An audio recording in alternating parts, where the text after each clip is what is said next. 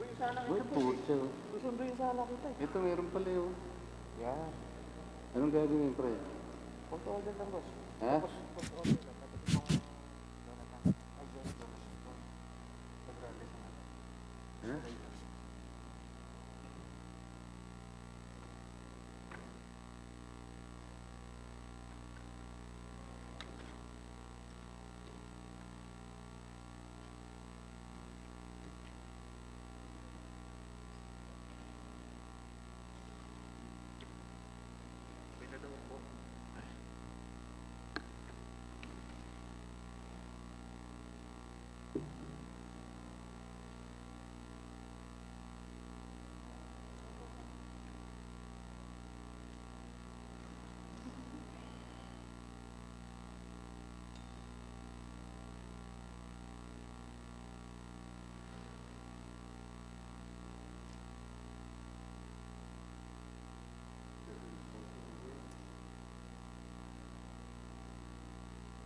Session is now called to order. Everybody is requested to stand for the invocation to be led by the Honorable Jericho Jonas P. Nograles, Party List, PVA. Let us put ourselves in the holy presence of the Lord. In the name of the Father, and the Son, and the Holy Spirit, amen. Almighty God and Father, as we begin this week's plenary sessions, we humbly ask for your guidance and blessing as representatives of this chamber serving the house of the people. Help us to never lose focus on our primary purpose of serving the nation. Grant us courage in our convictions to pass legislation that protect the people. Give us the patience and wisdom to never let political expediency blind and bind our covenants. Remind us that our desires must be pure and true, that we may bring dignity to our country. Amen. Please remain standing for the singing of the Philippine National Anthem. Bayang magiliw, perlas ang silanganan, alam ng puso, sa titik mo'y buhay. Lupang hinirang, duyan ka ng magiting, sa manlulupit, di ka pasisingil, sa dagat at bundok, sa simoy at sa langit mong paghaw, ay nilang ang tula at awit sa paglayang minamahal. Ang kisap ng watawat mo'y tagumpay na nagdidinig, ang bituin at araw niya kailan pa may magdidilim. Lupa ng araw ng walang aming pagsinta, buhay langit sa piling mo. Aming ligaya na pag may mga atin, at mamatay ng dahil sa'yo.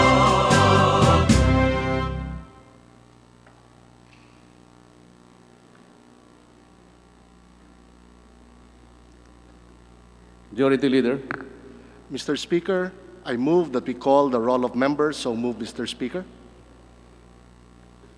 Secretary General is directed to call the roll of members. Roll call of members, honorable representatives.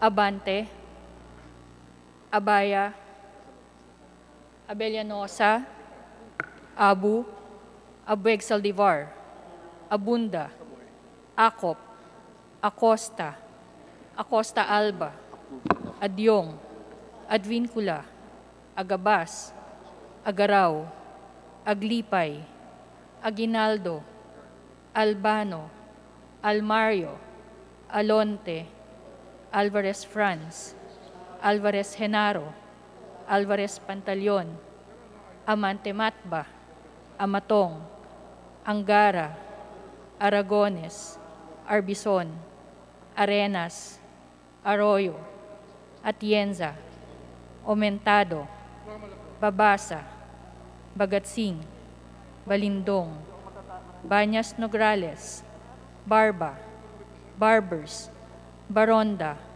Barzaga, Bascug, Bautista, Bautista Bandigan, Belmonte, Benitez, Bernos, Biazon, Bilyones, Biron, Bolilia, Bondok, Bordado, Bravo, Brosas, Bulut, Bustos, Kabatbat, Kabochan, Cabredo, Cagas, Calderon, Calixto, Caminero, Campos, Canama, Kawagdan, Cari, Castelo, Castro Franz, Castro Fredenil, Cayetano Alan Peter, Cayetano Maria Laarni, Celeste, Chato, Chipeco, Chungalao, Co Angelica, Co Elizaldi, Cojuanco, Colliantes, Crisologo, Cua,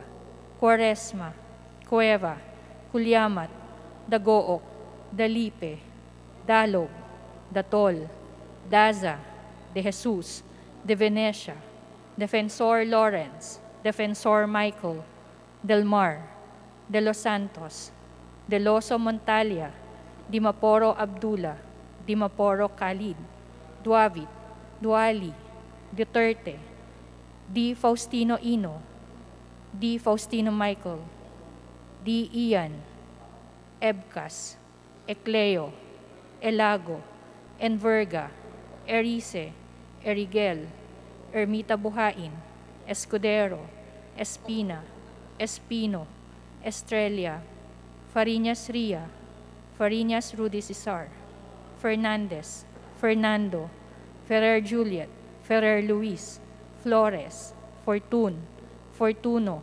Frasco, Fuentebella, Gaite, Garbin, Garcia Jose Enrique, Garcia Pablo Jan, Garcia Vincent, Garin Janet, Garin Sharon, Gasataya, Gatchalian, Gato, Heron, Go Ed, Go Mark, Gonzaga, Gonzales Aurelio, Gonzales Neptali, Gonzales Sandro, Goriseta, Guico, Gulyas, Guya, Haresco, Hataman, Hernandez, Herrera D, Hofer, Haloshos, Javier, Jimenez, Co Elisa, Co Wilton, Konghun, Labad-Labad, Lacson, Lacson Noel, Lagman, Lagon, Lara, Lazatin, Liachon, Legarda, Lim, Lim Kaichong, Lopez, Loyola, Lusotan, Makapagal Arroyo, Maceda, Madrona, Malapitan, Mangawang, Mangudadatu, Marcoleta, Mariano Hernandez, Marinho, Marquez, Martinez, Matba, Matugas, Mendoza, Mercado, Momo, Natividad Naganyo, Nava, Nieto, Noel, Nograles Jericho, Nograles Juan, Nolasco, Nunez Malaniaon, Uaminal, Olivares, Ong Jose, Ong Ronnie, Ortega, Uano Dizon, Pacquiao Alberto, Pacquiao Rogelio, Padiernos, Paduano, Palma, Pancho, Panotes, Peña, Pichay, Pimentel, Pineda, Plaza, Puno, Himbo, Radaza, Ramirez Sato, Ramos, Remulla, Revilla, Reyes, Rivera, Robes, Rodriguez, Roman, Romero, Romualdez Ferdinand, Romualdez Yeda, Romualdo, Romulo, Roque, Sakdalan, Sagarbaria, Sakaluran, Salceda, Salimbangon, Salo, Sanchez, Sangkopan,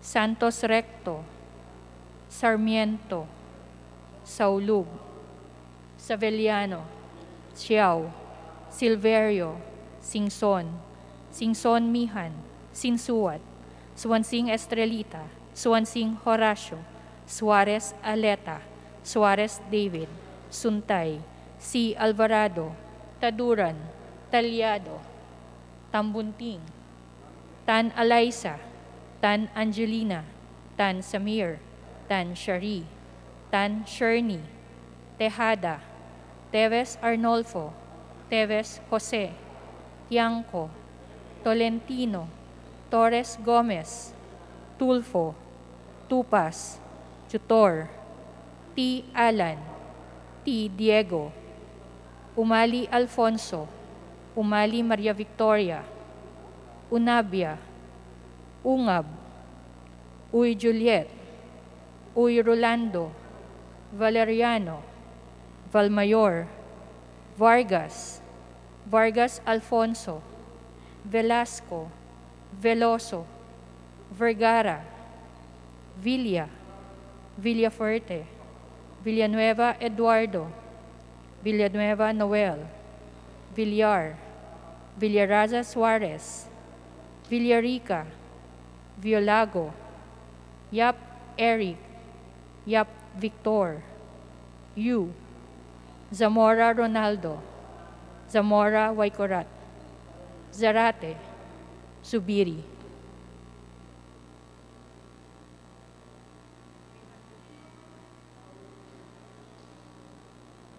Mr. Speaker, the roll call shows that 301 members responded to the call. With 301 members responding to the call, the chair declares the presence of a quorum. Majority Leader. Mr. Speaker, I move for the approval of Journal Number 2, dated July 28 to 29, 2020. Is there any objection? There being none, the motion is approved. Journal Number 2, dated July 28 and 29, is hereby approved. Majority Leader. Mr. Speaker, I move that we now proceed with the reference of business and request that the Secretary General be directed to read the title of bills and resolutions on first reading, as well as communications and committee reports. Is there any objection? There being none, the Secretary General is hereby directed to read the titles of the bills and resolutions and other communications for referral to appropriate committees. Reference of business, bills on first reading, House Bill Number 7182, excluding certain portions of Sitio Baquilan in San Juan, Botolan, Zambales from the operation of Proclamation Number 907, Series of 1992 by Representative Deloso Montalia. To the Committee on Natural Resources.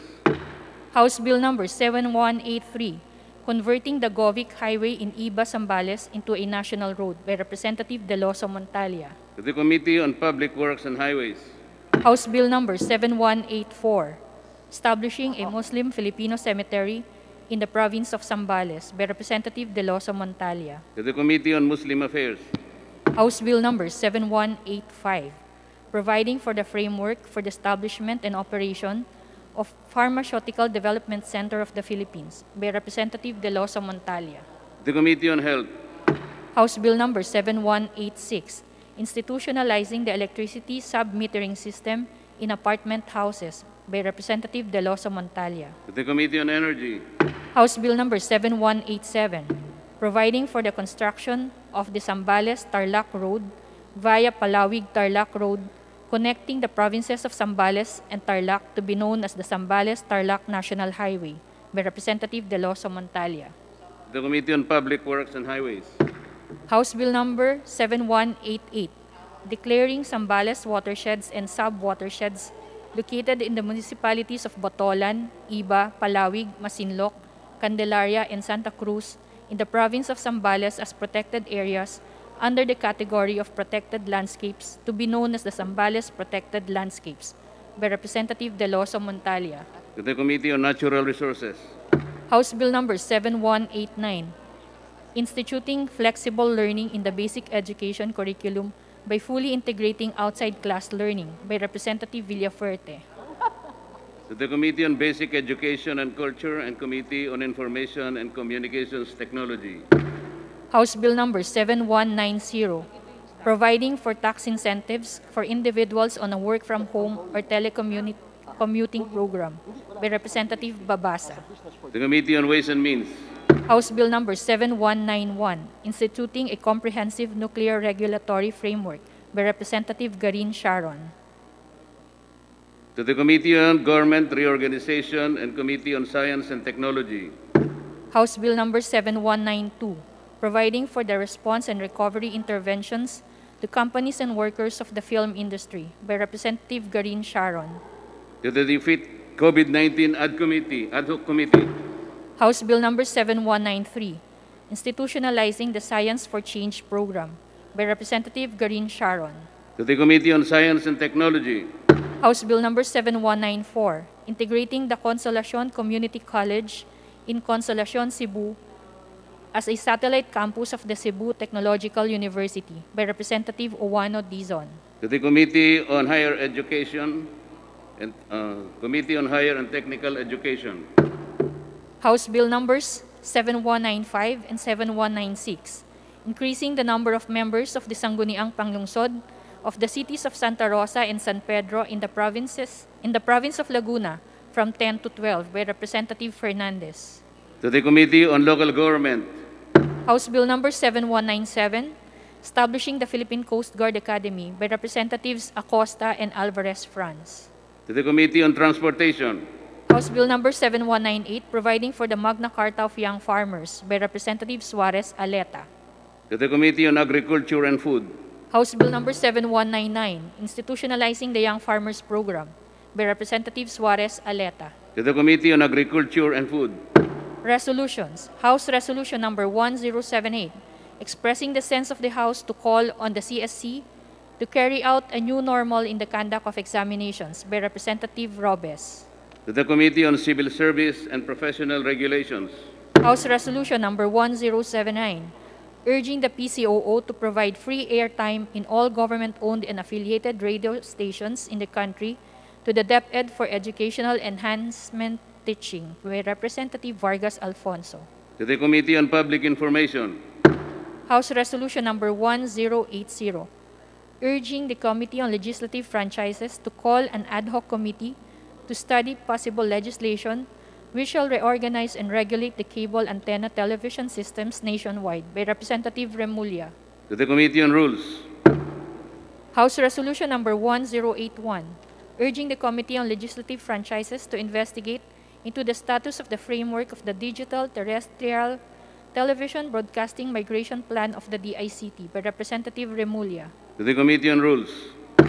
House Resolution Number 1082, urging the Committee on Legislative Franchises to execute a Memorandum of Understanding with the NTC on the rearrangement, allocation, and assignment of the frequency spectrum and the frequencies therein by Representative Remulla. To the Committee on Legislative Franchises.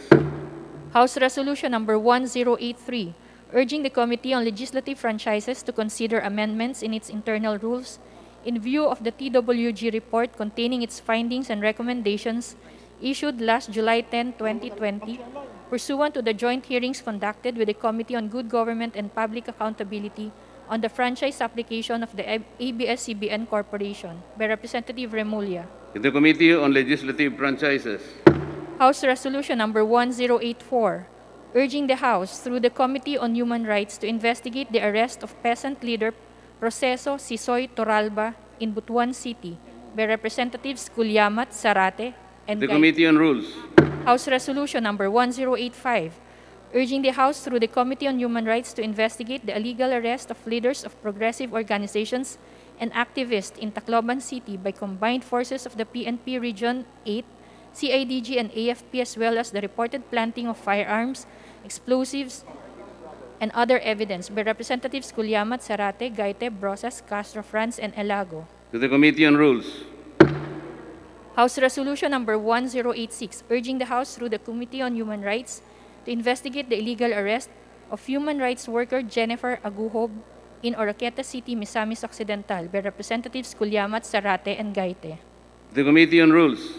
House Resolution Number 1087, urging the House through the Committee on Human Rights to investigate the killing of J.R. Mercado, an indigenous people organizer and member of Bigkis at Lakas ng Mga Katutubo sa Timog, Katagalugan, by Representatives Culyamat, Zarate, and To Gaite. the Committee on Rules.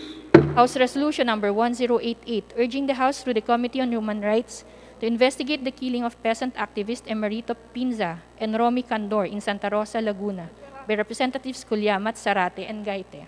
To the Committee on Rules.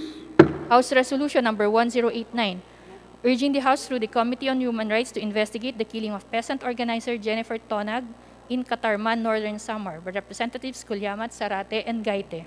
To the Committee on Rules. House Resolution Number 1090, directing the Committee on Justice to inquire on the deaths of New Bilibid Prison high-profile inmates allegedly due to COVID-19, by Representative Rodriguez. To the Committee on Rules. House Resolution Number 1091, directing the House Committee on Transportation to inquire on the proposal for the LTO to temporarily extend the validity of vehicle registration to 2 years and waive the penalties for late registration within that period, by Representative Sarmiento. To the Committee on Rules. House Joint Resolution Number 31, correcting the discrepancy for rank equivalence of Coast Guard Admiral and Vice Admiral and all appurtenances thereto, by Representative Rodriguez. To the Committee on Transportation.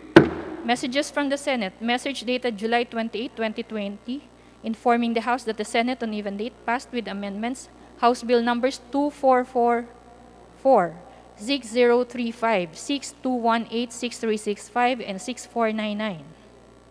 To the Committee on Health. Message dated July 29, 2020, informing the House that the Senate on even date passed Senate Bill number 1564. To the Committee on Rules. Message dated July 29, 2020, informing the House that on July 28, 2020, the Senate designated Senators Angara, Zubiri, Cayetano, Recto, Marcos, Poe, and Rilon as conferees should the House ask for a conference upon approval of its counterpart version of Senate Bill number 1564. To the Committee on Rules. Communications. Letters and emails from several municipal mayors, city mayors, and provincial governors informing the House on their reports on fund utilization and status of program, project, activity, implementation, or PPAs relative to Bayanihan grant to cities and municipalities and to provinces for certain months of 2020. To the Committee on Appropriations. Report dated July 20, 2020 of Honorable Jose Luis G. Montales, Secretary General, House of Representatives, on enrolled House Bills numbers 1061, 1778, 4582, 4584, 5490, 5811, 5850 to 5353 and 5888, transmitted to the Office of the President for His Excellency's consideration and signature pursuant to Section 18H, Rule 6 of the Rules of the House. Quarterly Fiscal Financial Report of Operations for the quarter ending March 31, 2020, of the Province of Southern Leyte, the Local Government Support Fund, conditional matching grant to provinces for road repair, rehabilitation, and improvement attested by Damian G. Mercado, Provincial Governor. To the Committee on Appropriations. Majority Leader.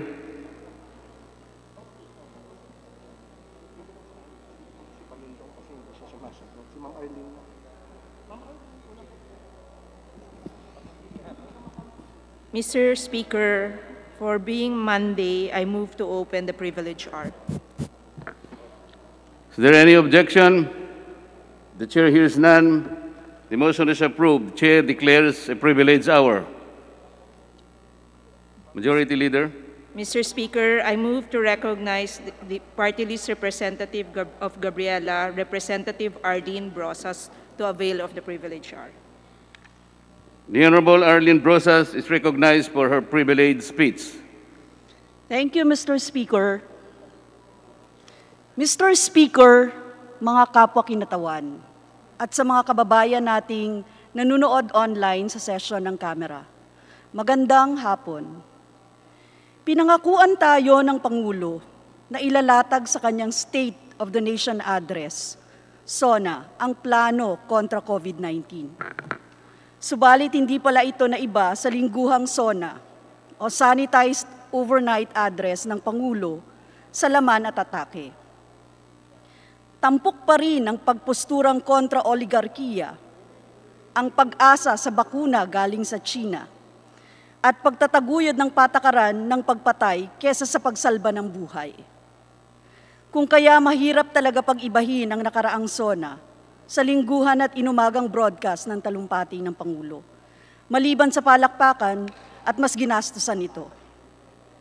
Sa hinaba-haba ng SONA, walang naging banggit sa aktwal na kalagayan ng mahihirap na kababaihan at mamamayan sa panahon ng pandemya. Paano na ang mga kababayan nating nagsisiksikan ngayon at nagkakahawaan ng COVID-19? Halimbawa yung Rizal Memorial Stadium at iba pang lugar kung saan sila naghihintay na makasakay pabalik ng probinsya. Paano bibigyan ng katarungan si Michelle Silvertino na konkretong mukha ng kriminal na kapabayaan na nasawi habang naghihintay ng bus papuntang Bicol? Wala ring ulat sa kalagayan ng mga ospital at frontliners. Humihingi na po sila ng saklolo, Mr. Speaker. Umaapaw na ang COVID-19 sections sa maraming ospital. Mas malala na ang infection sa mga frontline health workers. Kulang pa rin ang PPE at iba pang kagamitan.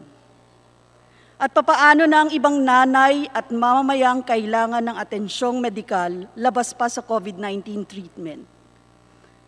Banat na ang kapasidad ng sistemang pangkalusugan. Pero droga pa rin ang pangunahing pinoproblema ng Pangulo. Hindi ibig sabihin na hindi bigyang pansin, pero sa panahon ng pandemya, may pangunahing pangangailangang kailangang unahin at tugunan. Kinalimutan na rin ba ang mga pamilyang wala ng pagsaing, maipangsaing at naghihintay pa rin ng second tranche ng ayuda kahit Agosto na? May mga LGUs na nagsasabing wala na silang backlog sa reportorial requirements sa first tranche ng SAP. Pero hanggang ngayon hindi pa rin nakatatanggap ng second tranche ang kanilang mga constituents. Wala na rin ba sa radar ng Pangulo ang mga kababayan nating OFWs na sapin-sapin ang kalbaryong hinaharap bago makauwi sa kanilang mga pamilya? May mga OFWs na namatay na sa ibang bansa. Pero parang double dead na bago maiuwi ang bangkay dahil sa sobrang hirap na pinagdaanan ng kanilang pamilya sa pag-asikaso ng mga pangangailangan. At paano na ang tinatayang nasa 2.4 milyong kababaihang nawala ng trabaho noong Abril? Baka nakakalimutan natin, joblessness is at record high, and the economy has posted its worst contraction since the 1997 financial crisis. We are officially in a recession, Mr. Speaker. Naisingit ng Pangulo ang rape umano ng kasambahay bilang kultura sa ilang teritoryo sa Middle East. Pero hindi nabanggit ang rape at abuso bilang bulok na gawi ng kapulisan sa ating bayan. Sinong makakalimot kay Fabel Pineda, menor de edad, na humingi ng tulong sa pulisya, pero imbis na tulong ang matanggap, ginahasa at pinaslang ng mga pulis sa Ilocos Sur sa panahon ng pandemya. Walang banggit sa mahigit 4,200 at patuloy na dumadaming bilang ng kababaihang biktima ng abuso sa kanila mismong tahanan sa gitna ng lockdown mula Marso hanggang Hunyo. Walang pagsermon sa mga pulis na ginamit pa ang checkpoints sa panahon ng lockdown para mambastos at mga abuso sa mga kababaihan. Pero paano nga ba aasahing sitehin ang pulisya gayong sagot niya ang kabastusan ng unipormadong otoridad, maging ang pagsasagawa nila ng manyanita? Mr. Speaker, mahirap tanggapin na sa kabila ng tumataas na death toll, bunga ng COVID-19 ay death penalty pa talaga ang naisdiinan ng administrasyon ngayon. Kahit nakatambad ang sandabakmak na problemang dulot ng pandemya at militaristang implementasyon ng quarantine. Kung may sukdulang sumisira man sa pamilyang Pilipino sa ngayon, ito ang kawalan ng direksyon ng gobyernong Duterte sa pagtugon sa pandemya. Simple po ang tanong ng mga kababaihan at mamamayan. Nasa interes ba talaga ni Pangulong Duterte na iahon tayo sa malubhang krisis na ito, liban sa paghihintay ng bakuna sa China? O nasa interes talaga ng gobyerno na patagalin ang pananalasa ng pandemya para itulak ang makasarili at kontramamayang agenda nito? Consistent ang pagbanat ng Pangulo sa makitid na seksyon ng oligarkiya umano sa tubig, telecom at kuryente at sa mga Lopez. Habang tahimik sa pamamayagpag ng iba pang oligarkiya gaya ni na Dennis Uy at iba pang malapit sa kanya. There are more Filipino billionaires in the Forbes global list under the current administration compared to previous regimes. Ganito ba ang galit sa oligarkiya? Kung mas inuna ng Pangulo na ipasara ang water at power utilities na sobra-sobra maningil sa panahon ng krisis, mas marami pa sigurong nanay ang matutuwa kesa sa pagpapasara niya ng abs-cbn. Mr. Speaker, my dear colleagues, no president in the entire world has accomplished shutting down the biggest local television network and enacting a draconian anti-terrorism act amidst the pandemic other than our chief executive. No other administration in the world has resorted to the mass arrests of alleged quarantine violators as COVID-19 response, except ours. And no country has led rise to a shadow military government except ours, giving vast and sweeping powers to the IATF with a mere executive order as legal basis. Sa kapwa mambabatas at kapwa Pilipino, this is the time to draw the line. Magkaiba po ang paghahangad na solusyonan ng COVID-19 crisis sa paghahangad ng matagumpay ang anumang balaki ng administrasyon kahit pa wala itong kaugnayan sa COVID-19. We can aspire to do better, to marshal all public resources towards COVID-19 response in the most transparent manner. Simple naman po ang kahilingan ng mga mamamayan. Libreng mass testing, pagtataas ng kapasidad ng public healthcare system, pagbibigay ng karagdagang ayuda lalo na sa mga nawalan ng trabaho, pagtigil sa kaliwat kanang pag-aresto, pagsasaayos ng supply ng pagkain na nakaasa sa sariling produksyon. At sa puntong ito, kailangan nating magpasya para sa bayan. Para sa ating mga ordinaryong mamamayang kinalimutan sa sona ng Pangulo. Hindi ito panahon para matali sa takot. Panahon ito ng pagpapasya. Panahon ito ng konkretong pagsalubong sa inihahapag ng mga panawagan ng sambayanan. Ayuda at kabuhayan. Mass testing at serbisyong pangkalusugan. At pagtatanggol imbes na pagsupil sa karapatan. Maraming salamat, Mr. Speaker.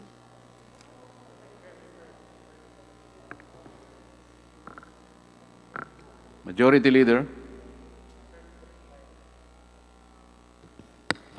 Mr. Speaker, I move to refer the speech of Honorable Brosas to the Committee on Rules.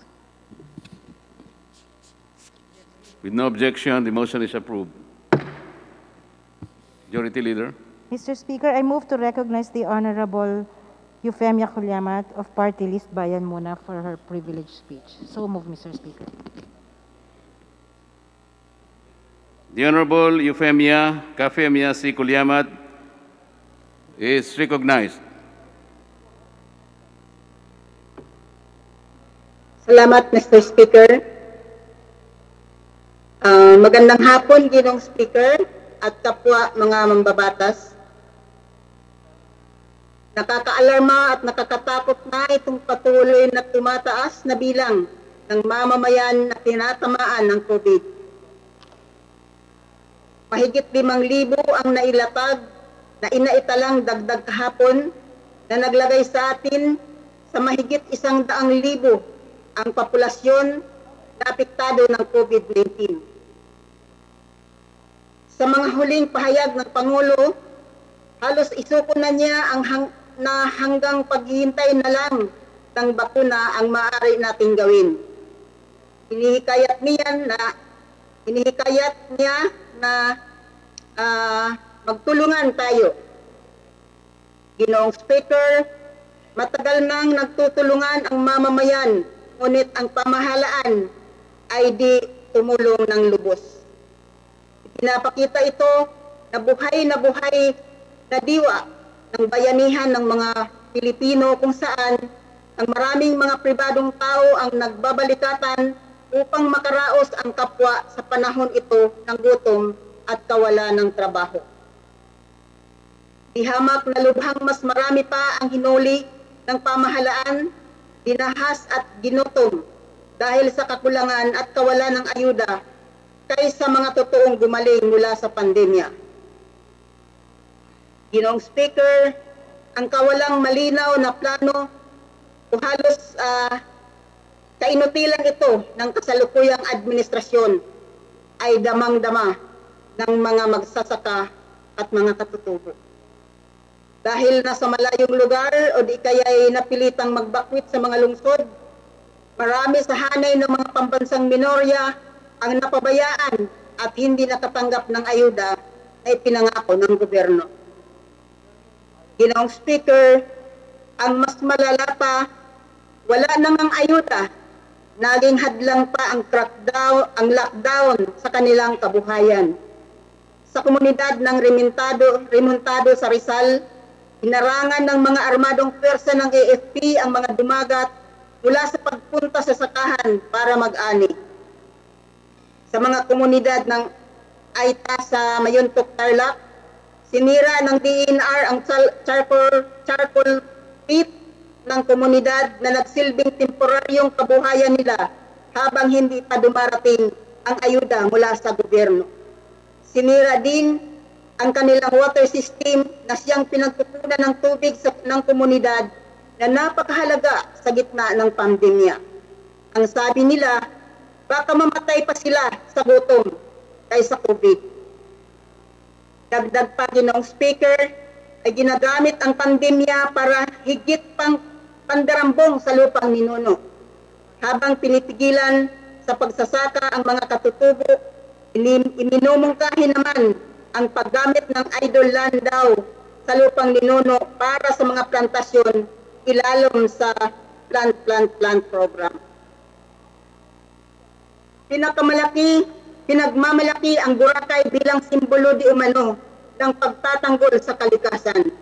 Pero Ginoong Speaker, tila naging kabaliktaran nito ang nangyari sa iba pang bahagi ng bansa sa pagpapatuloy ng mga papanirang proyektong minahan at dam. Sa Nueva Vizcaya, marahas na binuwag ng kapulisan ang barikadang bayan ng mga katutubong tuwali Ipugaw laban sa minahang Oceana Gold. Inanunsyo din ng muling pagbukas ng 5 pang minahan na ipinasara ni dating DNR Secretary Gina Lopez dahil sa mga paglabag nito sa batas. Hindi na yata natin naisip na ang kalikasan ang pinagmumulan ng ating buhay at ito ang malaking tungkulin ng pamahalaan, ang alagaan ang kalikasan at ang kapakanan ng mamamayan. Ginoong Speaker, dahil sa pang-ekonomiyang interes sa mga lupaing ninuno, patuloy ang pag-atake sa mga katutubo. Lalong lumala ang mga persahan at piking pagpapasurrender, pag-ukupa ng mga militar sa mga katutubong komunidad, pagpapalaganap ng fake news at paninira laban sa mga katutubong leader mula Cordillera hanggang Mindanao at pagpapasira ng mga paaralang lumad. Sa kabuuan, Ginoong Speaker, 178 na katutubong paaralan ang pinasara at mahigit 5,000 mag-aaral ang napagkaitan ng karapatan ng edukasyon na naayon sa kanilang katutubong kultura. Ginoong Speaker, ginamit ang pandemya ngayon upang paigtingin ang karahasan sa mga magsasaka at komunidad ng mga katutubo. Walang tigil at walang batayan, pagbahay-bahay sa mga at pag-intiroga ng mga militar sa mga lumad habang wala silang mask at hindi sinunod ang mga health protocol. Walang habas rin na pambubumba sa mga katutubong komunidad ng mga lumad. Ginoong Speaker, sa bahagi naman ng sektor ng agrikultura, 262 na magsasaka na ang pinatay sa ilalim ng Administrasyong Duterte.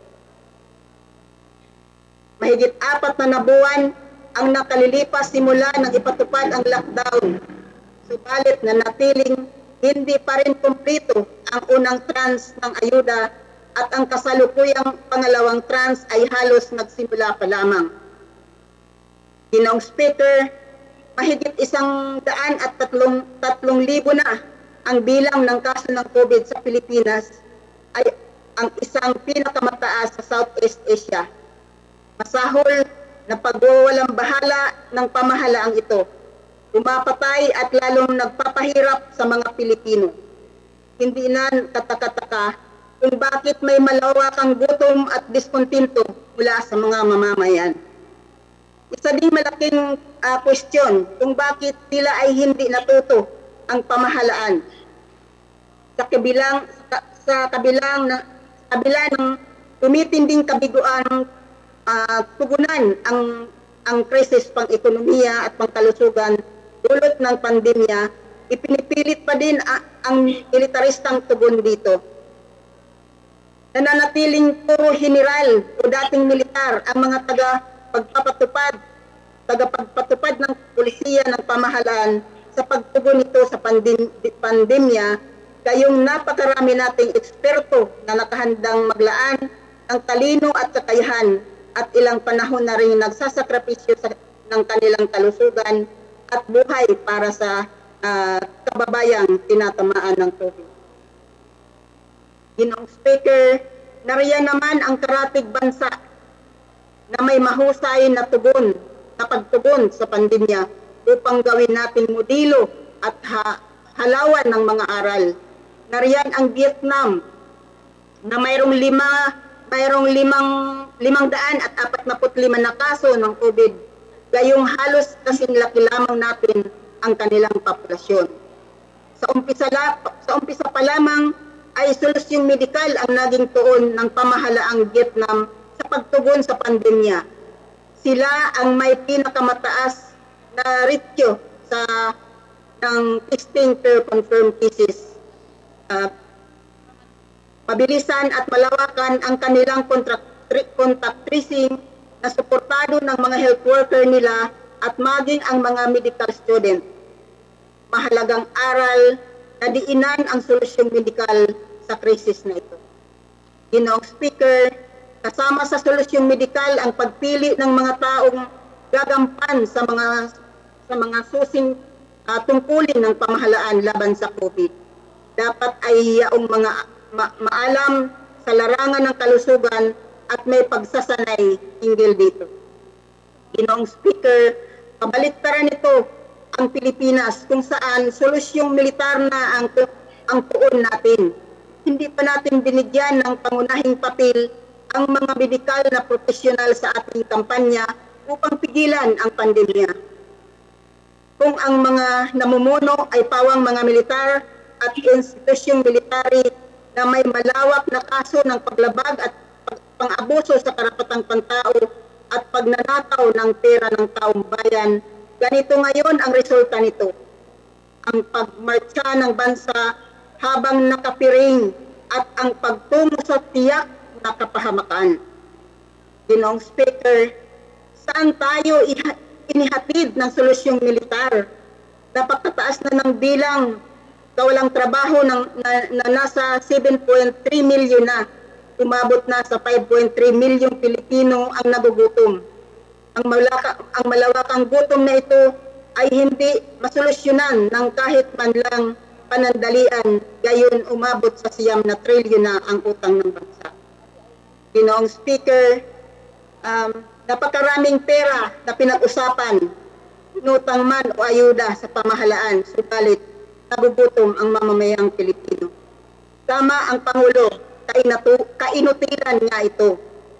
Ginoong Speaker, dinggin natin ang karaingan ng mga katutubo naghihirap sa patuloy na okupasyong militar sa kanilang mga komunidad at mga atake at abuso na idinudulot nito. Bigyang pansin ang hiling ng mga magsasaka at mamamalakaya na itigil ang mapanirang proyekto at mina na sumisira sa mga lupaing agrikultural at sa ating mga pangisdaan. Ibigay ng buo ang natirang ayuda para sa pinakamahirap na pamilya at pinaglaanan natin ito. At dagdag pa, huwag tayong magkasya sa kwarantina sa pag-aabang ng pagdating ng bakuna. Mas testing at isaayos ang komprehensibong action plan para makaalpas sa COVID. Dinggin ang panawagan ng mamamayan. Magandang araw, Ginoong Speaker, at sa aking mga kapwa mambabatas. Maraming salamat at magandang hapon, Ginoong Speaker.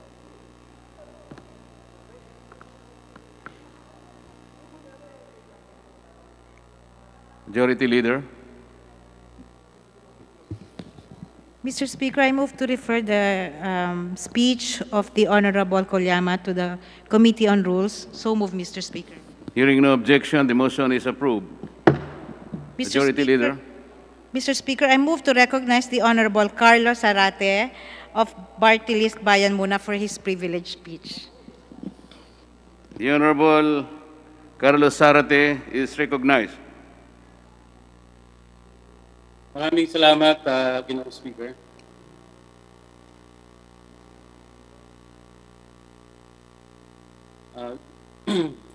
Ginoong Speaker, mga kasamahan ko sa Kongreso na nasa plenaryo ngayon at sa ating mga kasamahan na nasa Zoom at sa ating mga kababayan, magandang hapon.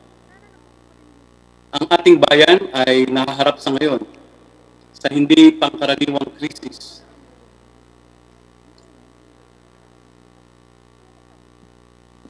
Na pinalala pa ng pandemya ng COVID-19. Binaliktad dito ang buhay ng bawat isang mamamayang Pilipino. Nilulubog nito ng krisis na ito ang ating mamamayan sa di pangkaraniwang kahirapan, sa di pangkaraniwang pangamba sa hinaharap, at sa hindi pangkaraniwang pambubusabos sa karapatang sibil, politikal, at pangkalusugan. Ngunit, Ginoong Speaker, bago pa man nanalasa ang COVID-19 sa ating bayan, ang mga problemang panlipunan ito ay iniinda na ng taong bayan ng ating mga kababayan. Marami na ang walang trabaho. At kung meron mang trabaho, ay mababa ang kanilang sahod. Napakababa ang bilihan ng palay. Mataas ang bilihin at bayarin. Hindi abot kaya ng mamamayan ang presyo ng kaligang medikal. At kulang ang mga budget, kulang ang mga pasilidad at budget ng mga pampublikong ospital. Sa kabilang banda, kapos at mahina ang ating pampublikong sistema ng pangkalusugan. Ganito na, Ginoong Speaker, kaaba ang kalagayan ng sambayanan nang sumambulat ang pandemya ng COVID sa ating bansa. Sa kasalukuyan, pagkatapos ng mahigit na 4 na buwan ng lockdown o quarantina ng iba't ibang level, hindi na maikakaila, Ginoong Speaker, ang kakulangan ng paghahanda, ang kakulangan ng komprehensibo at malinaw na plano ng pamahalaang Duterte para matugunan ang mga problemang dala ng pandemya ng COVID. Sa makatwid, palpak ang pamahalaan na pigilan ang pagpasok ng sakit sa ating bayan. At lalong palpak at bigo ito sa pagpigil ng pagkalat nito. Walang pagkakaila, Ginoong Speaker.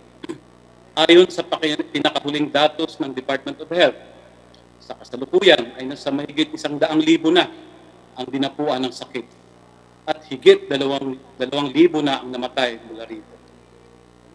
Pero ang bilang na ito ay bukod pa sa halos 30,000 na backlog for verification sa ahensya. Hindi na makontrol ang pagkalat ng pandemya sa buong kapuluan. At marami na rin kaso ang naitala sa iba't ibang probinsya, sa iba't ibang bahagi ng bansa, kung saan lalo pang kulang o walang available na mga health facilities. Dito sa Kalakang, Maynila, kung saan mas malaganap at mabilis ang pagkalat ng sakit, ang mga ospital ay nag-uulat na ng full capacity habang ang mga health workers ay dumadaing na sa dami ng pasyente at haba ng kanilang oras sa trabaho. Marami na rin sa ating mga manggagawang pangkalusugan ay nagkakasakit o hindi man namamatay dahil na rin sa kakulangan ng kaukulang protective equipment at sa pagbaba ng resistensya sa hirap ng trabaho at exposure sa mga ospital. Lalo pang nagiging malabo ang hinaharap, Ginoong Speaker, sa questionabling datos na inilalabas ng Department of Health sa kanilang COVID-19 tracking. Ilang gumaling raw ang halos 38,000 na katao sa isang araw habang ikinukubli ang tunay na dami ng taong nahawa sa sakit. Ang hindi makatotohanan at napapanahon ang pagdaloy ng impormasyon at datos ay nagpapadala sa paglaganap ng sakit. Dahilan ito, Ginoong Speaker, sa mas mabagal na pagtatalaga ng mga kinakailangang health interventions sa mga komunidad at lalong tumatapyas sa kumpiyansa sa matapat na pag-uulat ng gobyerno. Hindi pa rin naaabot ng pamahalaan matapos ang 4 na buwan ng kwarantina o lockdown ang target nito na mass testing. Hindi na nga mass testing kung tutuusin, kundi expanded na lamang, pero kapos na kapos pa rin. Napakadaling isisi, Ginoong Speaker, sa mga mamamayan ang pagkalat ng sakit. Pasaway daw umano ang mga Pilipino. Stay at home ang tagline ng mga ahensya ng pamahalaan.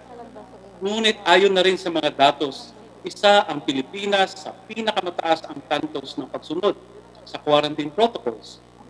Ang katotohanan, ang totoo, Ginoong Speaker, ang gobyerno ang lubhang pasaway sa mandato nitong pangalagaan ang kapakanan ng ating mamamayan.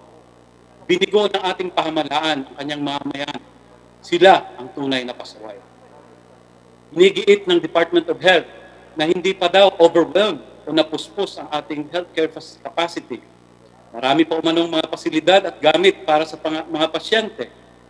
Ngunit, ang realidad, marami sa mga pasyente ang hindi na makahanap ng ospital na tatanggap sa kanila. Kulang na ang mga ambulansya at maraming mga ospital ang nagdeklarang overcapacity na sila. Maun pa sa milyong utang kapag ikaw ay nagkakasakit. Lalo na nang bawiin ng pamahalaan ang pangako nitong libreng pagpapagamot sa COVID-19 sa ilalim do umano ng Universal Healthcare Act. Ngunit, Ginoong Speaker, mga kapwa kong mambabatas, may hihigit pa bang malinaw at malakas na pagtuligsa o indictment sa palpak na pagtugon ng pamahalaan sa kaaba-abang kalagayan ng ating bayan sa ngayon sa mga nananalita mismo ng mga nasa ating mga frontlines? Noong lamang Sabado ay pinahayag ng Philippine College of Physicians at ng Healthcare Professional Alliance Against COVID-19 ang mga taghoy ng ating mga pagal ng mga doktor, mga nurse, iba pang healthcare workers na nasa front lines ng laban na ito. Sigaw nila, time out muna, pahinga, pagsusuri, at panibagong pagpaplano kung paano labanan ang pandemya ng COVID. Anila, Ginoong Speaker, ang mahigpit, at ako'y mahigpit na sumasang-ayon sa sinasabi nila. Anila, ang Pilipinas ay lumalabang patalo dito sa pandemya sa COVID. Ito ay isang lansakang pagtuligsa sa kalakhan ng militaristang solusyon na sa kasalukuyan ay patuloy na pinapairal ng ating pamahalaan. Napakakaunti na nga ng mga medical workers na kayang magserbisyo dahil kahit sila ay nabdapuan na rin ng mga karamdaman. Hindi ho immune ang ating mga doktor, nurse, iba pang manggagawang pangkalusugan sa sobrang pagod, puyat, takot, pagkasipayo at pangamba na hatid ng pandemya ng COVID. Habang sila ay nagkakasakit o di kaya nagbibitiw na lang sa trabaho dahil sa malalang sitwasyon, isinasara pa ang mga pasilidad at mga ospital at lalong kumikitin ang medical capacity ng ating bansa, lalo na sa National Capital Region. Kaya tama ang sinabi nilang malaking bigo ang pamahalaan sa quarantine at contact tracing. Katotohanan ng matagal nang pilit pinagtatakpan ng mga mapanlinlang ng mga pahayag katulad ng di umano'y flattening of the curve, hindi naman totoo, na di umano'y nasa second wave na ang Pilipinas sa pagkalat ng infeksyon, na hindi rin naman totoo. At sa mga self-congratulatory statements na natalo raw ang pamahalaan ang prediksyon ng University of the Philippines. Ginoong Speaker, sumasang-ayon din tayo sa kanilang sinasabing na kailangang bigyan ng kagyat na solusyon ang hindi maayos na pagpapatupad ng mga patakaran sa transportasyon ng mga manggagawa at ang kaligtasan sa mga lugar paggawa. Sitwasyon na lalo pang nagpapalala sa pagkalat ng sakit. Mahalaga, sinabi ng mga frontliners, nating mga health workers, na dapat ipagpatuloy din ang pagbibigay ng ayuda o ng social amelioration sa mga nawalan ng hanap buhay. Panawagan na matagal nang ipinagsisigawan, lalo na ng mga mahihirap nating mga kababayan na siyang lubhang nalublub pa sa lusak ng kahirapan at pagdurusa. Ginoong Speaker, mga kapwa ko mambabatas, habang inamin na ni Pangulong Duterte na wala ngang roadmap para sa pagbangon sa krisis na ito ang kanyang administrasyon at tila inaasa na lang ng pamahalaan ang buong kinabukasan natin sa pagkakaroon ng bakuna sa COVID-19 ngayong taon. Ang ating mga doktor na mismo ang nagsasabing hindi yon ang kagyat na solusyong medikal na sa kinakaharap nating problema sa ngayon. Ang isang siyentipiko at makataong tugon sa pandemyang ito ang tuluyang gagamot sa sakit. Hindi ang mga militaristang solusyon na pinapairal sa ngayon ng IATF ni Secretary Duque at ng mga retiradong mga general na namamahala dito. Hindi maaring ang ating lumalalang kalagayan at kinabukasan ay iaasa na lamang sa bakunang mula sa China o maging sa ibang bansa na wala pang takdang na oras kung kailan darating ito. Habang patuloy na dumadami, libo-libo, araw-araw ang nagkakasakit at parami pa rin ang namamatay sa sakit. Kaya, Ginoong Speaker, kung ating babaybayin ang nilalaman ng kanilang bukas na liham, ang bukas na liham ng ating mga healthcare workers na nasa front lines, ito'y sa katotohanan mga panaghoy at desperadong panawagan sa pamahalaang Duterte na sa minimum ay mag-calibrate, ipasuhin at suriin ang hindi naging epektibong solusyon ng pamahalaan na sa kalakhan ay gaya ng sinabi po namin ay militaristang solusyon dito sa lumalalang kaso at lumulubong bilang ng mga nagkakasakit sa COVID-19. Kasama na ang ating mga frontline healthcare workers. Kahapon nga, Ginoong Speaker, ang sabi ng isang pagod na at sipayong doktor, if I may quote, "There is no single bullet, there is no magic wand in this pandemic." Kaya dapat natin silang pakinggan sa halip na sila ay alipustain, pagalitan, dahil sa kanilang mga panaghoy at sa kanilang mga sinserong mga panukala. At totohanan, dapat noon pa nga ay nakinig na ang pamahalaan sa kanilang mga panukalang medikal, pangkalusugan at pang-ekonomiya. Sila ay hindi lamang sa katotohanan nababahala sa napipintong pag-collapse ng ating overwhelmed healthcare system. Pero sila rin mismo ay dumarating na rin sa tila sukdulan ng kanilang mga pagsisikap na mapagtagumpayan ang laban na ito sa COVID-19. Sabi rin kahapon ng isang doktor, if I may quote, "This is the nightmare that frontliners are facing for the past few months. We are already physically, emotionally, and mentally exhausted. And yet, the end is nowhere in sight. How much more can we take until our healthcare system finally collapses?" Close quote. Kaya, Ginoong Speaker, mga kapwa kong mambabatas, sinasabi po ng kinatawang ito, tama na, sobra na. Kaya muli nating inirehistro ang ilang mga panawagan na ito na isinusulong ng Coalition for People's Right to Health para seryosong matugunan ang lumalalang problema ng pandemya ng COVID. Una, dapat magkaroon ng maramihang pag-hire ng mga health workers na may regular na posisyon at sapat na sahod o compensation. Pangalawa, pagbibigay ng sapat, kompleto at de kalidad na personal protective equipment sa ating mga health workers. Pangatlo, libre at regular na PCR testing sa lahat ng ating mga frontline health workers. Pang-apat, magkaroon ng 48-hour na duty lamang kada linggo at sundan ito ng pagbibigay ng at least 14-day quarantine with testing and support of essential needs ng ating mga healthcare workers at kasama na rin ang libreng ospitalisasyon kung sila ay magkakasakit. Panglima, dapat magkaroon ng libreng mass testing para sa nagkakontak ng COVID-19 at sa mga vulnerableng mga mamamayan at magkaroon din dapat ng sapat na pasilidad para sa kwarantina. Pang-anim, pamimigay ng libreng face mask sa ating mga mamamayan at hindi panghuhuli kung sila ay walang face mask. Pang-pito, pagtatayo ng mga dagdag pang mga testing centers at pang-walo, sustenido at komprehensibong socio-economic assistance sa lahat ng mga displaced na mga manggagawa at mga vulnerableng mga mamamayan natin.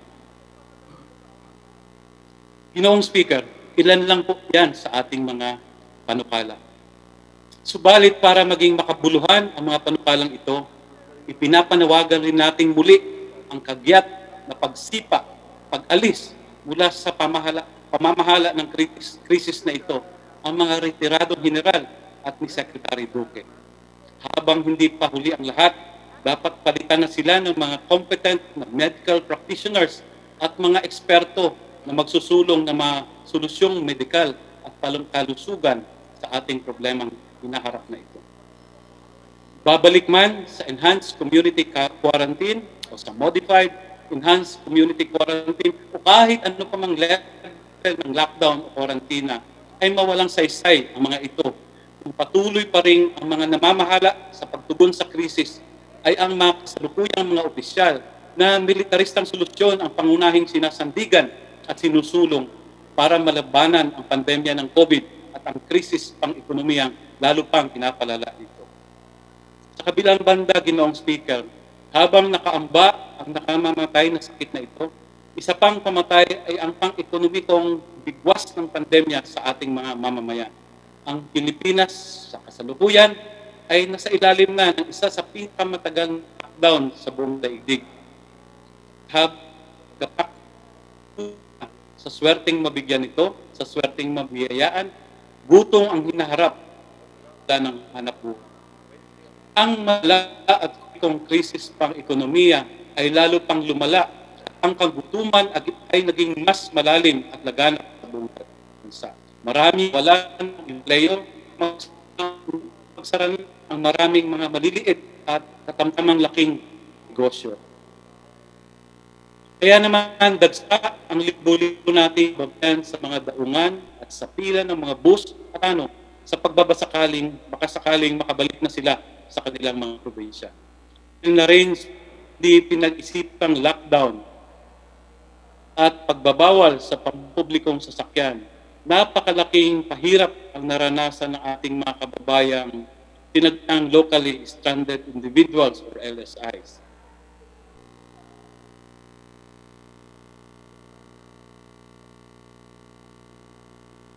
Wala na ngang matirhan at trabaho ay napakatagal pa.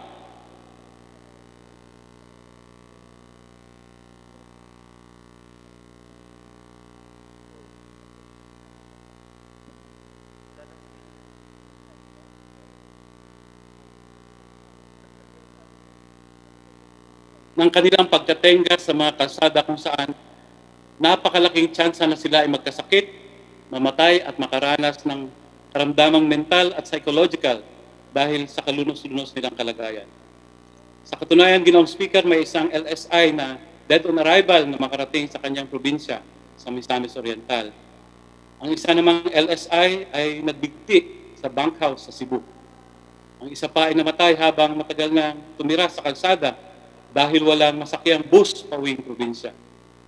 Libo-libo ang tinipong LSIs na muli pang na-stranded nitong mga nakaraan sa Rizal Memorial Stadium at may mga nagpositibo na ng COVID-19 mula sa mga ito. Kaya Ginoong Speaker, kitang-kita ang incompetence, kawalang kahandaan at maging ang kawalang awa ng ating pamahalaan. At lagit-lagi ang mamamayang Pilipino ang nagdurusa. Wala nang trabaho sa Manila, ngunit wala rin naman hanap buhay na nag-aantay sa probinsya. Ito nga ang dahilan kung bakit nila pinipiling lisanin in the first place ang kanilang kinalakhang mga lugar. Napakadaling sabihin ng ilang manhid sa hirap ng buhay sa kanayunan na sabihin, magsibalik na kayo sa probinsya, masikip na ang Maynila, dahil bulag sila sa mga realidad ng buhay sa malalayong probinsya. Nagwasiwas ng programang Balik Probinsya ang pamahalaan. Ihahatid daw sa mga probinsya, ngunit ihahatid sa paano? Walang trabaho at hanap buhay na sasalubong sa iyo. Sa lugar kung saan ang mga magsasaka ay walang sariling lupa, ang agrikultura ay walang suporta ng pamahalaan, kulang ang mga walang oportunidad upang paunlarin ang buhay ng pamilya at kulang o walang mga paaralan at ospital. Ano ang iyong kahinanapnan kung ganito ang sitwasyon? Napakadilim ng kinabukasan ng ating mga kababayan. Ang lahat ng paghihirap na ito ay nangyayari habang ang pamahalaan ay tila pinupuri pa ang sarili sa mga nagawa nito. Nitong nakaraang SONA ni Pangulong Duterte, pinagmamayapang niya ang credit ratings na umano'y nagpapakita ng pag-unlad ng ating ekonomiya. Ngunit sinasampal tayo ng katotohanan. Nanlilimos na ang ating mga driver ng pampublikong jeepney, nangangalampag na sa kalsada ang mga mamamayang gutom na gutom, daang libo ang mga may sakit, at ang lahat na ito ay pilit pinagtatakpan sa pamamagitan ng pagsupil sa karapatang magpahayag at magsalita. Ginoong Speaker, habang ang ating mamamayan ay gumagapang sa hirap at dusa bunsod ng pandemya, naging abala naman ang Administrasyong Duterte sa higit pang pagpapalalim ng tiraniko nitong pagkahari. Ito ay makikita sa malulupit at mararahas na mga checkpoints, sa mga pananakit ng pulis at ng mga kasapakat nila mga di umano'y mga quarantine violators, sa dami ng inarestong nagprotesta at pati sa raid sa mga opisina ng mga progresibong organisasyon. Ipinaalala po natin ding muli na isa nga sa aming kasamahan at coordinator ng Bayan Muna sa Iloilo City, si kasamang Jory Porcia, ay pinaslang sa panahon ng lockdown nitong April 30 habang nagsasagawa ng tulong sa ating mga kababayang nagugutom. Hindi ang pagtugon sa mahigpit na pangangailangan para sa solusyon medikal sa pandemya ang inatupag ng pamahalaan. Sa halip, ipinasa at isinabatas ang terror law sa kabila ng mahigpit at malawak na pagtutol dito ng ating mga kababayan. At kahit pa napakaraming nawalan na ng hanap buhay at trabaho sa panahong ito ng pandemya, ay hindi pa rin napigilan ang manhid ng pamahalaan na tanggalan ng hanap buhay ang humigit kumulang 11,000 empleyado ng abs-cbn nang ito ay ipinasara. Ginoong Speaker, mga kapwa ko, mga babatas, lubos na pahirap ang pamahalaan ito sa ating mamamayan. Dapat mawakasan na ang mga paghihirap na ito ng ating mga mamamayan at ng ating bayan. Ang tanging maningning na liwanag lamang sa madilim na panahon ito sa ating kasaysayan ay ang makita ang hindi magagaping diwa ng ating mga kababayan, ng mga Pilipino na tumindig para sa kanilang karapatan. Sa kabila ng banta ng mga ahente ng Estado na sila ay dadahasin, nananatili ang kanilang paninindigan. Libo-libo ang sumama sa protesta nitong nakaraang SONA ng mamamayan sa iba't ibang bahagi ng bansa. Bitbit ang kanilang mga panawagan para sa free mass testing, laban sa terror law, laban sa karahasan ng pulis at militar, laban sa supresyon ng media at kalayaang magpahayag, para sa kabuhayan, para sa ayuda, para sa pagbabalik pasada, at marami pang ibang karapatan at kalayaang inaagaw sa kanila sa panahon ito ng pandemya. Hindi papasupil at hindi aatras ang mamamayang lumalaban. Sila ang maniningil at sila rin ang nagsabing, tama na, sobra na. At bilang panghuli, Ginoong Speaker, mga kapwa ko mambabatas, ito ang tunay na kalagayan ng ating bayan, ito ang nararapat nating tindigan bilang mga kinatawan ng mamamayang Pilipino. Maraming salamat po, Ginoong Speaker, at maraming salamat sa ating lahat. Magandang hapon po. Majority Leader. Mr. Speaker, I move that the privileged speech of Honorable Carlos Duterte be referred to the Committee on Rules for appropriate action. So move, Mr. Speaker. Hearing no objection, the motion is approved. Mr. Majority Speaker, Leader. I move that the Honorable Sara Ilago from Kabataan Party List be recognized for her privileged speech. So move, Mr. Speaker. The Honorable Sara Ilago is recognized. Maraming salamat, Ginoong Speaker. Isang makabayan na pagbati sa lahat. Ang representasyon na ito mula sa kabataan ay tumitindig sa kapulungan na ito sa pagtataguyod ng karapatan sa edukasyon at pagsusulong ng ligtas, abot kamay at dekalidad na pagpapatuloy ng pag-aaral para sa lahat sa gitna ng pandemya. Ginoong Speaker, bago pa man nagkaroon ng COVID-19, humaharap na sa matinding krisis ang sistema ng edukasyon sa bansa na may tinatayang 4 na milyon na out-of-school children and youth. Gayun din ang mataas na dropout rates, dulot ng laganap na kahirapan, mataas na presyo ng mga bilihin, mababang sahod, ang kawalan ng trabaho at sapat na mapagkakakitaan. Isa sa 4 na mga kabataan na nasa edad 15 hanggang 24 ang wala sa eskwela, trabaho o training, o not in education, employment, or training. Nasa 3 naman na bahagdan ang laki ng youth unemployment at job mismatch kung ikukumpara sa kabuang unemployment sa ating bansa. Ginoong Speaker, ito ang sitwasyon na higit na pinalala ng COVID-19 pandemic. Ang kawalan ng access at kabuang krisis sa edukasyon mula sa mga mag-aaral na apektado ng milyon-milyon pang nawala ng trabaho at kabuhayan. Kasama na ang mga displaced na OFWs at mga negosyong persahan ng nagsara upang magsalba sa lalo pang pagkalugi o pagkalubog sa utang. Naging kritikal na bahagi ng pagtugon sa pandemya ang pagsasara ng mga eskwelahan upang pigilan ang pagkalat ng COVID-19. At mula sa karanasan nitong nakaraang academic year, kung kailan naging biglaan ang ating shift sa emergency remote teaching, lumala at lumaki pa ang hindi pagkapantay-pantay sa kakayahan ng mga estudyante na makapagpatuloy ng pag-aaral. Nasa 60 bahagdan ng kabuang student population sa buong mundo o tinatayang hindi bababa sa 1 bilyong mga learners ang out of school. Sa 109 na mga bansa, ang apektado ng pagsasara ng mga paaralan.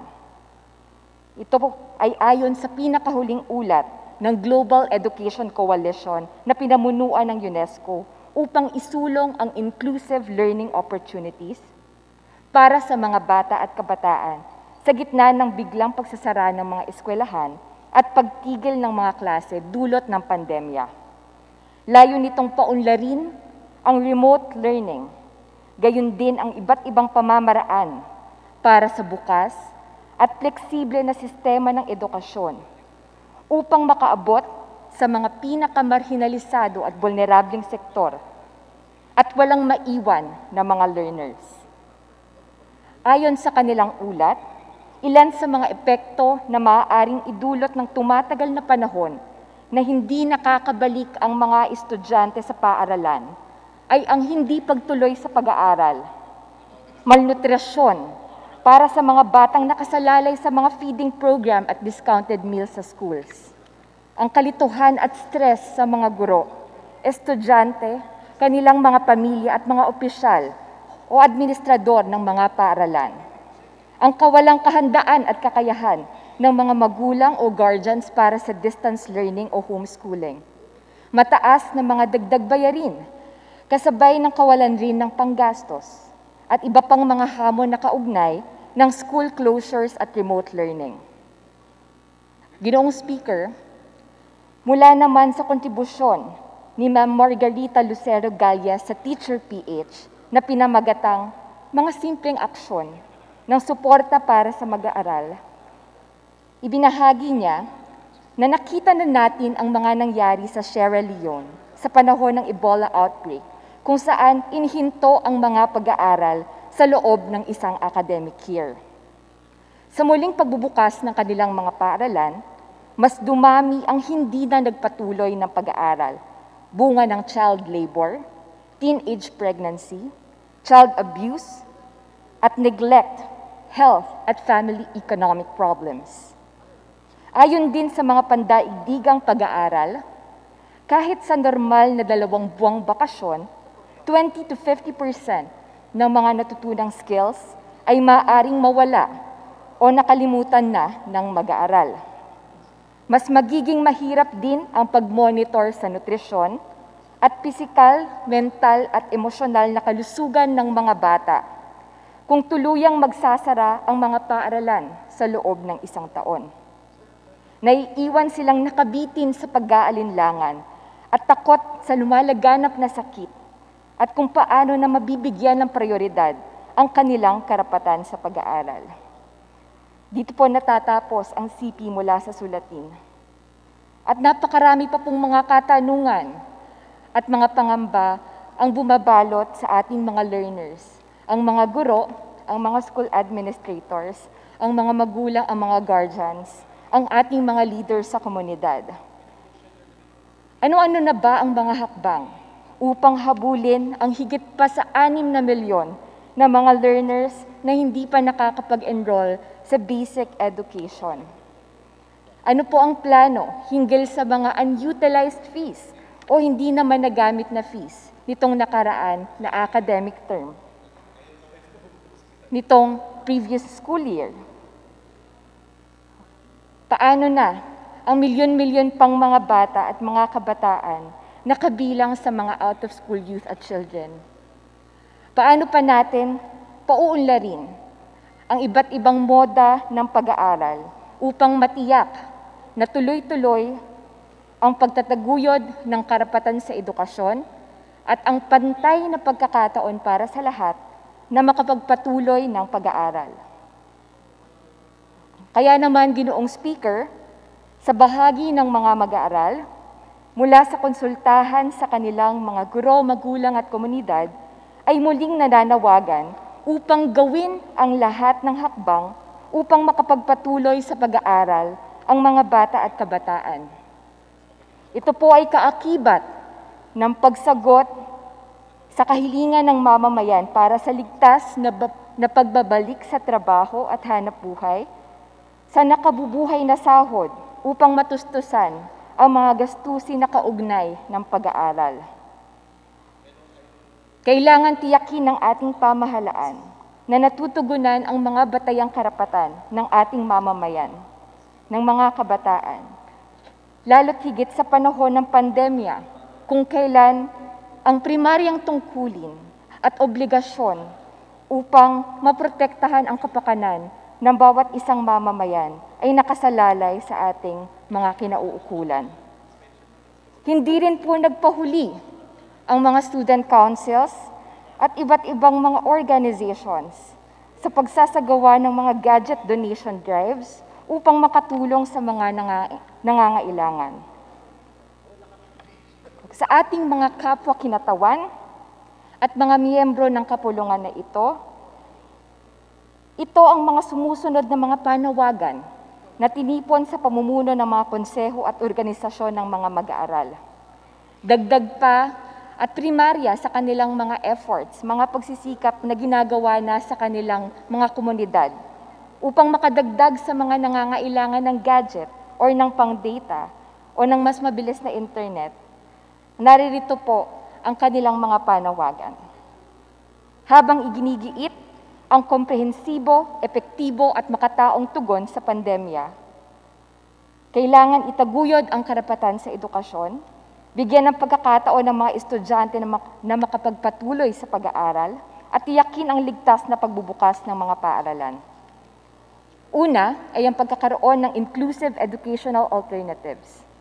Pondohan ang mga dagdag na alternatibong pamamaraan ng pagtuturo sang-ayon sa kalagayan ng kalusugan sa komunidad. Magbigay ng libreng gamit sa mga mag-aaral at guro, gawing abot kaya at mabilis ang koneksyon ng internet.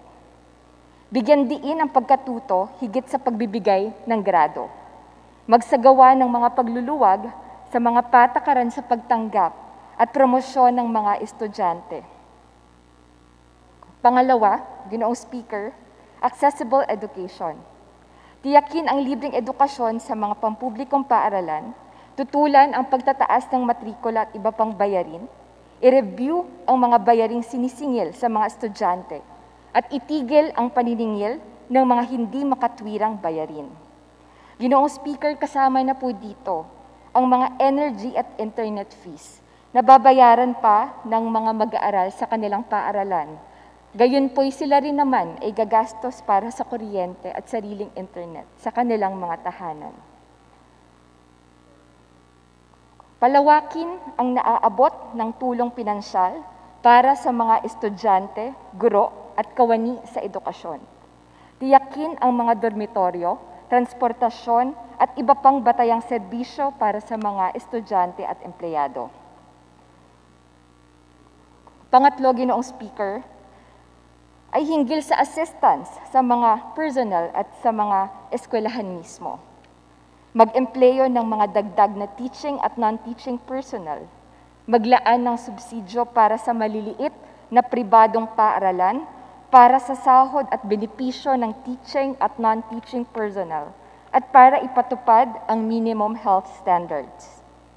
Pang-apat, ay ukol sa demokratikong karapatan at kapakanan ng buong education community.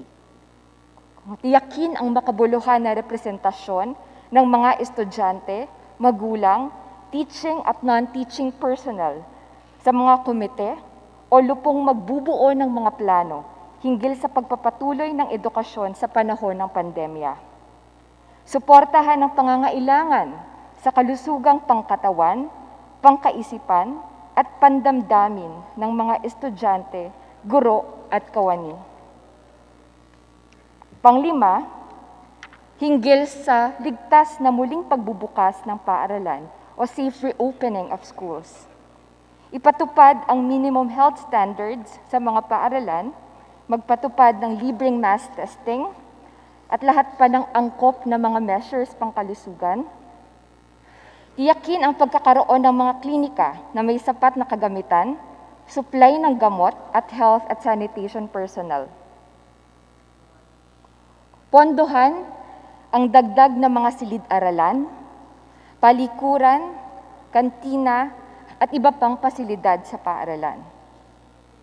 Sinusuportahan rin ng kabataan, Ginoong Speaker, ang panata ng Global Education Coalition para sa proteksyon ng personal na impormasyon, privacy, at seguridad ng mga learners, kaugnay ng koleksyon at paggamit ng users' data, gayon din ang transparency at accountability hinggil sa mga serbisyong kaugnay nito.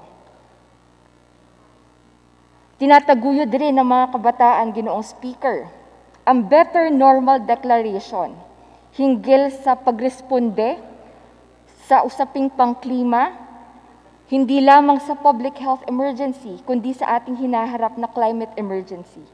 Sa usapin ng kalikasan, zero coal, plastic, pagtugon sa krisis sa haze, at nasa gitna nito ay ang partisipasyon ng bawat bata, kabataan at mamamayang Pilipino na nais mag-ambag sa pagpapanday ng isang better normal. Ang karapatan at edukasyon, Ginoong Speaker, ay napakahalagang ugnayan sa pagtitiyak na ang mga susunod na henerasyon ay may boses sa paghuhubog ng kanilang kasalukuyan at kinabukasan. Education is a key ally in the defense of rights and in the protection of the rule of law, as well as an essential element in crisis situations. Ito po ang naisusulat ni Stefania Giannini UNESCO Assistant Director General for Education, at ni John Brandolino, Head of the UNODC Treaty Division. Sang-ayon po sa kanilang mga kinalap na mga sanggunian na maaring makatulong sa atin ngayon sa aspeto ng pandemic response at recovery plan sa education ay ang kaalaman sa karapatan ng mga boys and girls, ng mga bata, kung paano kanilang aalamin ang mga karapatan upang protektahan ang kanilang mga sarili laban sa sexual abuse at violence. Dahil ang kaalaman, Ginoong Speaker, ang siyang magpoprotekta sa kanila laban sa ganitong sitwasyon. Lalong-lalo na po na sa tala ng ating mga otoridad, mas dumarami ang occurrence ng sexual violence against women and girls sa panahon ng mga emergencies. Yan po ay sang-ayon sa WHO. Learning empathy, respecting diversity, and being able to recognize and combat discrimination are key skills that young people need to prevent societies from becoming even more polarized. Recent research shows that socio-emotional competencies contribute to strengthening the resilience of young people, particularly in times of crisis. Ang paninindigan po ng WHO ay sinuportahan naman ng UNESCO pagdating sa kaalaman at nararapat na kaalaman ng mga bata at ng kabataan tungkol sa kanilang mga batayang karapatan. Ginoong Speaker, tuloy-tuloy ang pagsusulong ng mga kabataan at mamamayan ng kanilang boses, ng karapatan, sa pagsusulong din ng kalusugan, ng kabuhayan at ng karapatan ng mamamayan. Lalo't higit pa ang karapatan ng bawat isa na magpahayag ng kanilang mga sentimiento, mga puna, kritisismo, protesta, mga saloobin, magpahayag, magtanong, magsingil sa pananagutan sa mga kinauukulan. Ginoong Speaker, tinatarget ang mga kabataan dahil sa boses nito na nananawagan ng makabuluhan at positibong pagbabago. Sa pananagutan sa lahat ng mga abuso at katiwalian, mula sa panawagan ng hustisya at pananagutan sa Oplan Tokhang laban sa police brutality, sa abuso at katiwalian, at para gamitin ang pagkakaisa at boses ng mga kabataan sa pagpapalakas ng sistema ng hustisya sa ating bansa. Hindi na bago ang paggamit ng mismong police resources at taxpayers' money para siraan ang mga kritiko na nagsasalita at nagpapahayag ng kanilang mga kritisismo. Ito po ay laman ng aming mga pagkondena at pagtutol sa maraming resolusyon at investigasyon na hinapag dito sa Kongreso sa harap ng CHR at ng NBI. Mismong PNP ang nagsabing iimbestigahan ang pagpapakalat ng maling impormasyon laban sa aming representasyon, ngunit wala pang nananagot at tuloy-tuloy ang mga atake sa kabataan. Mas madalas at malaganap na rin ang red tagging at false allegations nang maisabatas ang bagong anti-terror law. The PNP and the mouthpieces are insatiable in their scheme to silence dissent, that they are relentlessly trying to present youth activists as threats or terrorists. They are trying so hard to intimidate the youth, to discredit our work, and to divert attention away from the people's demand for health-focused and medical solutions, for jobs and socioeconomic measures, and for rights-based approach to COVID-19 pandemic response and recovery plan.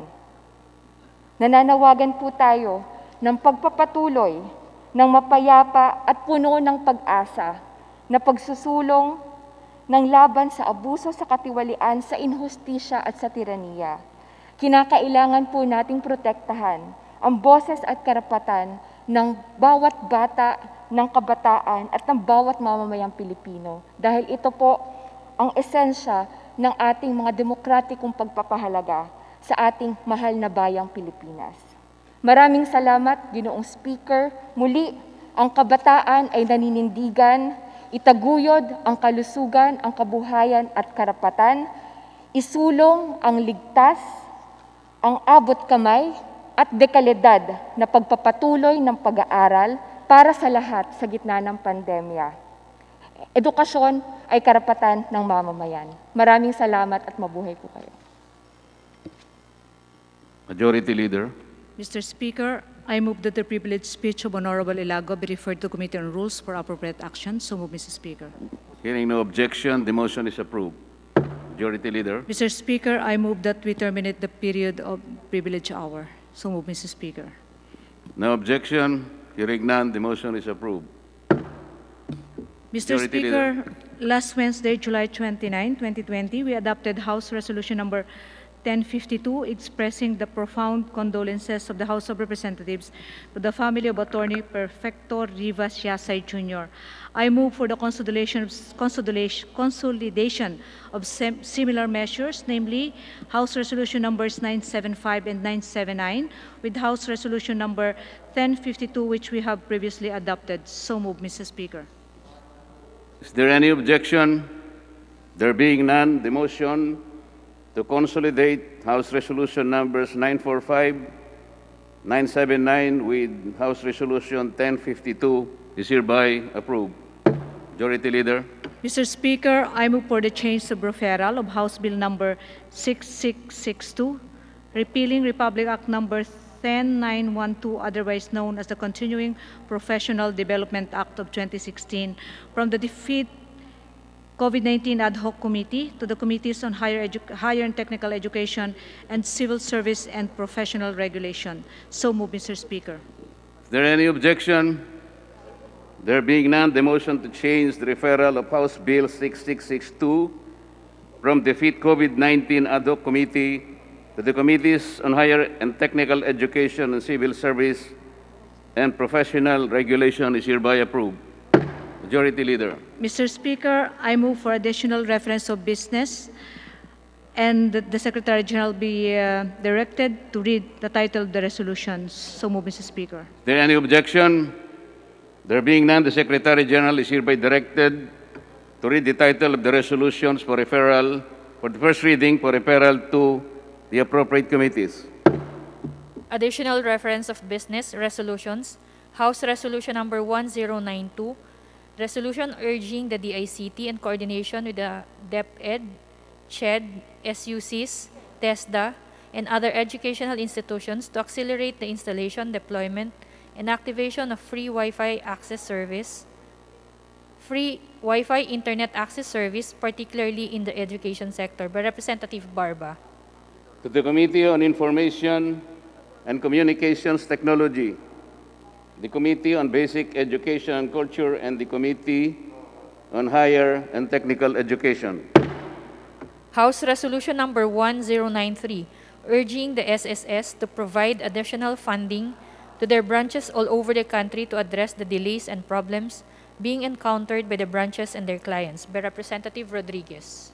To the Committee on Government Enterprises and Privatization. House Resolution number 1094, calling the House Committee on Good Government and Public Accountability to investigate the disorder and inefficiencies on the assistance provided for the locally stranded individuals and other affected persons, by Representative Tambunting. To the Committee on Rules. House Resolution number 1095, urging the House of Representatives through the Committees on Overseas Workers Affairs and the Committee on Labor and Employment to conduct an inquiry on the worsening situation of overseas Filipino workers in the Middle East and recommend urgent measures to address their concerns, by Representatives Mendoza, Pineda, Gaite, Zarate, Cullamat, Castro Franz, Brosas, and Elago. To the Committee on Rules. House Resolution number 1096, directing the appropriate committee of the House of Representatives to conduct an inquiry on the inadequacies of the government's response to the coronavirus disease 2019 pandemic, by Representatives Cayetano Alan Peter, Villafuerte, and Romualdez Ferdinand. To the Committee on Rules. Majority Leader.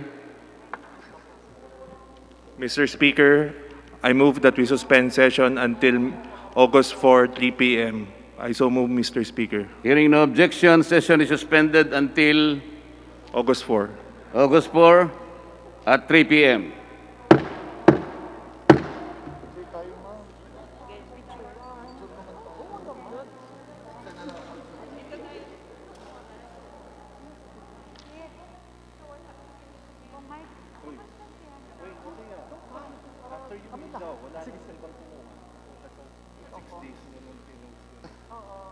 Pero nagaling, di ba? Hindi masakit. Kaso akala ko mga 4 days bago niya nabigay. Ang result. Oo, result. Okay lang. Okay. Okay naman. Okay naman.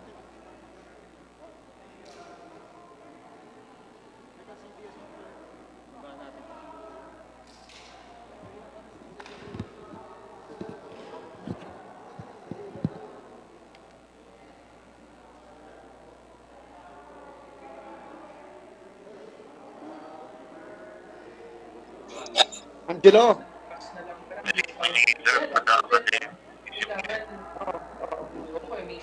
Kamu po. Sa akin yung recommendation pero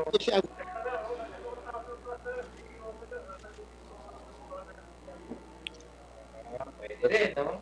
Anyway, kunin ko yung document para sakita ko sa inyo na.